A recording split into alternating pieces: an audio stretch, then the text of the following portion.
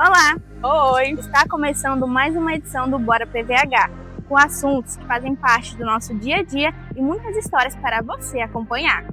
Por aqui tem cultura, meio ambiente, gastronomia e muita informação. Então fique com a gente para mais essa edição.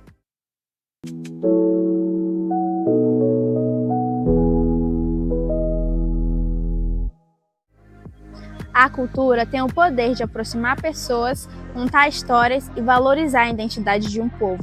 No quadro Na Estante, você confere com a repórter Lícia Torres como foi mais uma edição do Acústico Lo-Fi 2026, que reuniu artistas e o público em um grande encontro cultural em Porto Velho. Porto Velho recebeu mais uma edição do projeto Acústico Lo-Fi 2026. O evento reuniu música, poesia e diferentes expressões artísticas no complexo do Skate Park, com apresentações de artistas locais. A programação desta quinta edição reuniu música autoral, poesia e diferentes manifestações artísticas, valorizando talentos independentes e fortalecendo a cena cultural de Porto Velho. A iniciativa teve como proposta criar espaços de encontros entre artistas e público, promovendo apresentações culturais em ambientes acessíveis e acolhedores da nossa cidade. Entre as atrações estiveram Bart Bonfante, Mari Bruschi e o encontro musical entre Vandrin, Rafine e Minzy.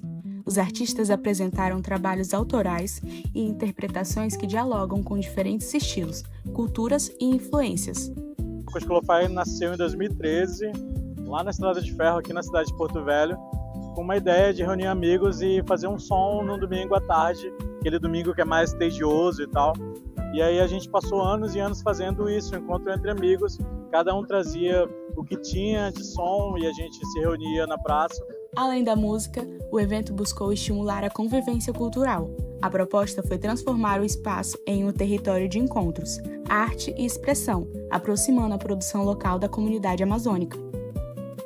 Em cada apresentação, sons, histórias e referências da região ajudaram a construir uma narrativa que dialoga com a Amazônia contemporânea. A proposta foi mostrar que a produção artística local também é uma forma de preservar memórias, identidades e modos de viver da região. É muito da cultura da banda de garagem mesmo, que a gente consegue integrar um pouco de tudo que é aqui a nossa cidade, né? A questão do regionalismo, a gente não tem tanto no instrumental, né? Porque a gente toca um rock alternativo, mas a gente tem muito nas letras, né? A programação continuou reunindo artistas que levaram para o palco diferentes olhares sobre a Amazônia. Se todos eles vão falar, sinta e deixe fluir.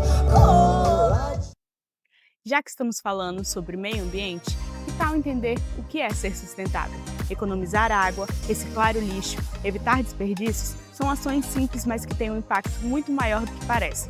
No quadro Isso Significa, com o repórter Natan Barbosa, você vai descobrir como atitudes pequenas podem fazer diferença no dia a dia. Você já ouviu alguém dizer que é preciso ser sustentável? No E Isso Significa de hoje, iremos entender o que é ser sustentável. Ser sustentável é usar os recursos da natureza de forma consciente, pensando não só no presente, mas também nas próximas gerações.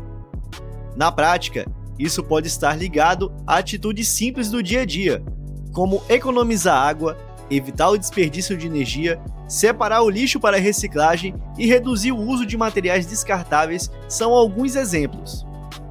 A sustentabilidade também está presente nas empresas, na agricultura e até na construção de cidades mais planejadas. A ideia é encontrar um equilíbrio entre o desenvolvimento e a preservação do meio ambiente. Pequenas ações, quando feitas por muitas pessoas, podem gerar grandes resultados. Por isso, ser sustentável não é apenas cuidar da natureza, é garantir qualidade de vida hoje sem comprometer o futuro de quem ainda vai chegar. Isso significa ser sustentável. O programa está só começando e daqui a pouco você confere uma entrevista com o especialista sobre o El Niño. É logo depois do intervalo. Fique com a gente.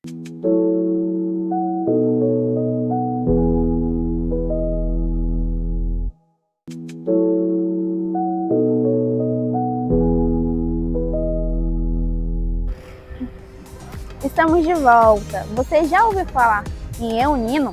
O fenômeno climático que influencia chuvas e temperaturas em várias partes do mundo voltou a chamar a atenção de cientistas.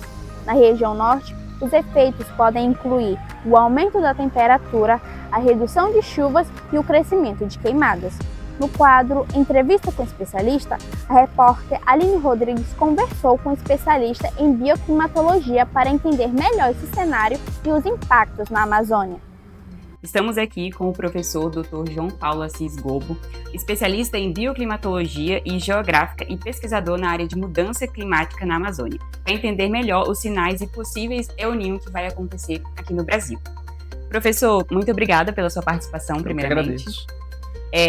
Para começar, com base nas projeções mais recentes, ainda há incerteza sobre a intensidade do fenômeno e quais variáveis hoje dificultam afirmar se teremos ou não um El Niño moderado ou extremo? Sim. Em relação a haver um El Niño, isso já praticamente não há mais nenhuma incerteza. Vai ocorrer um El Niño com mais de 98% de certeza e mais de 90% de que ele seja forte ou muito forte. Essa intensidade é que ainda não dá para bater o martelo nesse momento, né? Porque nós estamos ainda num período de transição, entrando no inverno astronômico, né? E a gente só vai conseguir ter uma noção da intensidade dele com um alto grau de certeza a partir do fim do inverno, né? Mais ou menos por volta de setembro, início de outubro é que a gente vai saber. E o ápice desse evento ele se dá justamente nos meses de dezembro, janeiro e fevereiro, né? Então, para a gente saber a intensidade que ele vai estar no ápice dele, lá em dezembro, janeiro e fevereiro, ainda é muito recente para a gente poder dar uma assertiva sobre isso. E num cenário de um super El Niño, como as pessoas dizem, quais seriam os impactos mais críticos na região amazônica, na nossa região? Então, o El Niño ele vai afetar de forma diferente a Amazônia Ocidental da Amazônia Oriental, né? Dependendo também da porção do Oceano Pacífico em que estiver mais aquecida, seja na porção leste do oceano, ou seja na porção central ou na oeste, isso impacta também a intensidade desse fenômeno no Brasil e na Amazônia, né? Então, todos esses aspectos têm que ser levados em consideração para poder ser dada uma resposta mais assertiva do quanto vai ser intenso na nossa região. De toda forma, todo El Niño forte, muito forte, ele tem uma capacidade de diminuição severa das precipitações na nossa região, que faz com que haja uma seca muito prolongada. Como o ápice dele se dá justamente nos meses de dezembro, janeiro e fevereiro, que é o período de recarga hídrica, onde a gente tem o período das chuvas, né? Essas chuvas provavelmente vão ficar abaixo do normal e a próxima estação seca do ano que vem vai sentir muito. E de que forma o aquecimento global pode estar influenciando a intensidade e a frequência dos eventos? Ótimo. Isso é uma coisa muito importante de salientar, porque assim, o El Niño não é aquecimento global. O El Niño não é mudança climática. O El Niño é um modo de variabilidade climática. Ele acontece de tempos em tempos, com uma periodicidade de 2 a 7 anos. Ele tem conhecimento, se tem conhecimento do El Niño há milênios, entendeu? Então, assim, não é uma coisa nova e também não é um fruto do aquecimento global. Só que em um mundo mais aquecido, com temperaturas mais elevadas e águas oceânicas mais quentes, a intensidade desse fenômeno ela tende a ser muito mais pronunciada. Esse é o papel do aquecimento global. Seria aquele impulsionador do processo para que ele fique mais intenso. E num cenário considerando as projeções recentes que apontam mais de 90% de chance de um novo El Niño, quais são os principais sinais oceânicos e atmosfera que sustentam essa previsão? O primeiro sinal oceânico é a temperatura média da superfície do Pacífico Equatorial está acima de 0,5 graus, né, de anomalia. Então, a média da temperatura é X, e se ela estiver 0,5 acima desse normal, desse X, a gente vai ter a configuração de um El Niño, né? Já é uma configuração de um El Niño. Para ser um El Niño forte, ele tem que estar 2 graus acima do normal, né? Então, as projeções indicam que esse El Niño ele pode chegar até 3,5 graus acima do normal, né? Então, isso é uma característica. Outra característica daí do ponto de vista atmosférico é o enfraquecimento dos ventos alísios de leste de Nordeste e Sudeste, que fazem com que as águas do Oceano Pacífico fiquem mais represadas na porção equatorial e intensifique o processo de aquecimento, né? Não haja, porque há um acoplamento entre oceano e atmosfera. Então as correntes oceânicas, elas meio que acompanham as correntes atmosféricas, de uma forma bem simples de explicar. Então, se há um enfraquecimento das correntes atmosféricas, logo há um enfraquecimento das correntes oceânicas. Essa água quente em superfície não é reciclada por água fria com a mesma velocidade que se houvesse um fluxo normal de vento em cima. Tendo em vista tudo que acontece na nossa região nessa época do ano, principalmente queimadas e tudo, qual tipo de planejamento preventivo deveria ser prioridade nesse momento? Então, um dos mecanismos mais severos que a gente vê em todo o evento El Niño na Amazônia é a intensificação dos processos de queimadas, porque tu vai ter um ressecamento da superfície, qualquer tipo de incêndio vai ser muito mais facilitado, tanto o incêndio criminoso quanto até mesmo o incêndio natural, né? Porque tem combustível para isso num terreno mais seco, com vegetação mais seca. Então é necessário que haja uma prevenção desde já, no sentido de evitar que pontos que já se conhece, são áreas de desmatamento e onde essa vegetação já é queimada, eles não sejam abandonados. É preciso ter uma fiscalização em cima, é preciso que a SEDAM, inclusive, tem feito esse trabalho de combate ao fogo lá perto de Guajará-Mirim, de Costa Marques, que eles ateiam fogo para evitar a queimada. Então, esse é um fogo controlado para poder fazer com que aquela vegetação seca seja dizimada e aí, quando chegar o período seco, naquela região não tenha mais combustível para alimentar o fogo. Isso é uma iniciativa de prevenção muito eficiente. E está sendo testado pela SEDAM, estão mandando o pessoal para lá e tal, o pessoal está fazendo esse combate aí e está dando certo. É isso, professor. Muito obrigada pela sua participação novamente. Eu que agradeço. O senhor tem algo para divulgar que a Unir tem feito em relação a essas questões? Então, a Unir, né, mais no nosso caso aqui, do meu grupo de pesquisa, do meu laboratório, a gente tem trabalhado muito com os impactos do clima associado à saúde, né? Então, nós estamos participando do Centro de Clima e Saúde da Fiocruz, que foi inaugurado recentemente, na nova sede da Fiocruz, e o nosso INCT, que é o Instituto Nacional de Ciência e Tecnologia, ele está debruçado em cima dessa temática de clima e saúde. É isso, Lícia e Ana Kelly, a gente fica por aqui e fico com vocês no estúdio. E agora, vamos falar sobre um assunto que todo mundo gosta: comida. No quadro Fala Beiradeiro, a repórter Amélia Neves foi às ruas saber qual é o alimento que não pode faltar no prato dos porto-velhenses. Para mim é carne e feijão. Esse não pode faltar, não. Rapaz, eu sei que como eu sou amazonense, o principal é a farinha. Peixe. Faltar é um tambaqui assado na mesa, né? Feijão e arroz, principalmente, né? Açaí e tambaqui assado. Com certeza. Aquele peixinho tambaqui, um açaizinho para complementar, uma farinha d'água e deixa eu ver o que mais. Agora eu não vou lembrar.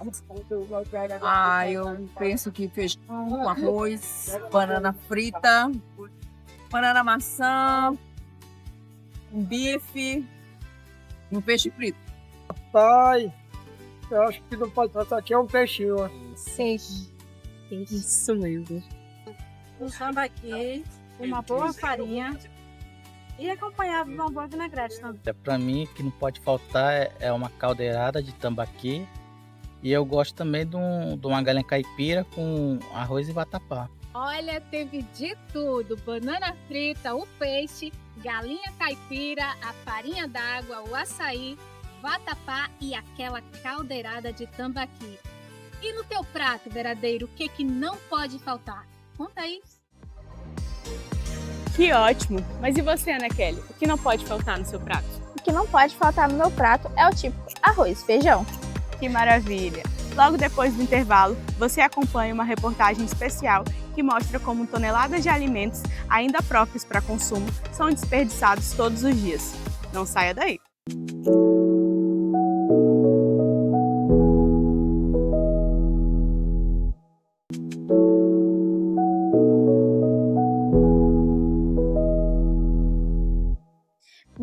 milhares de famílias rondonienses enfrentam dificuldades para colocar comida na mesa. Enquanto isso, toneladas de frutas, verduras e legumes acabam indo parar no lixo todos os dias. Na reportagem especial de hoje, o repórter Patrick Prates foi à feira de Porto Velho mostrar uma realidade que reúne desperdício, economia e responsabilidade social. É nas feiras livres que muitos moradores de Porto Velho encontram alimentos frescos. Mas quando o movimento termina e as barracas começam a ser desmontadas, parte dessa produção ganha um destino inesperado. Geralmente a gente descarta, só que sempre passam pessoas recolhendo, né? Pessoas que vão levar para os animais, pessoas que recolhem para fazer sopão, sempre recolhem, mas a gente descarta.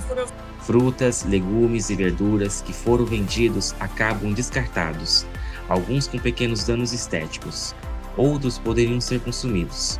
O resultado é uma cena que se repete semanalmente em diversas feiras da capital. Bom, as frutas que não estão muito boas, elas vão para pessoas que criam animais, né?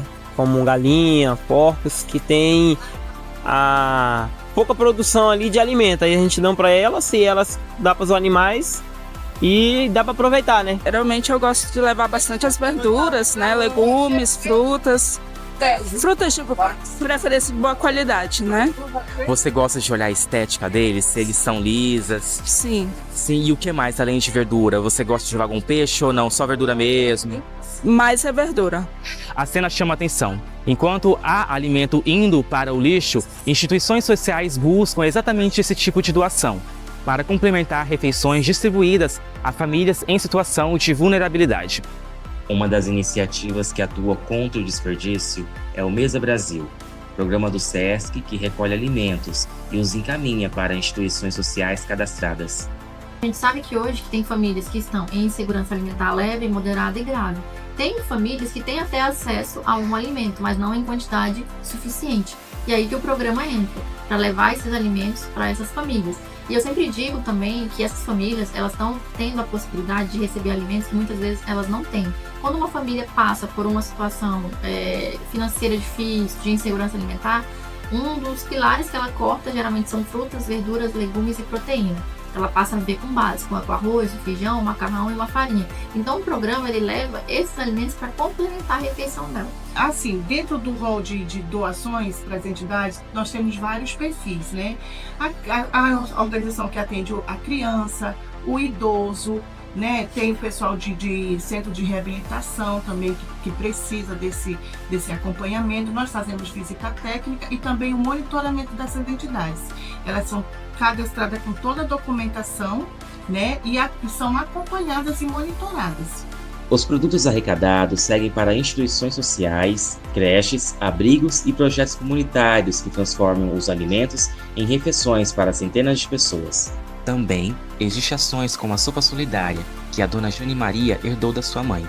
Essa tradição da Jane faz questão de manter viva, em que voluntários preparam e distribuem refeições para pessoas em situação de rua e de vulnerabilidade social, um gesto que transforma doações em acolhimento. O desperdício chama atenção quando observamos a realidade do Estado. Dados da Pesquisa Nacional por Amostra de Domicílios do Instituto Brasileiro de Geografia e Estatística, o IBGE, mostra que cerca de 20% dos lares rondonienses convivem com algum grau de insegurança alimentar. Fortalecer a conexão entre feirantes e instituições sociais pode ajudar a reduzir perdas. Em um estado que produz milhares de toneladas de alimentos por ano, o desafio continua sendo fazer com que mais comidas cheguem às mesas e menos alimentos terminem nos contêineres de lixo.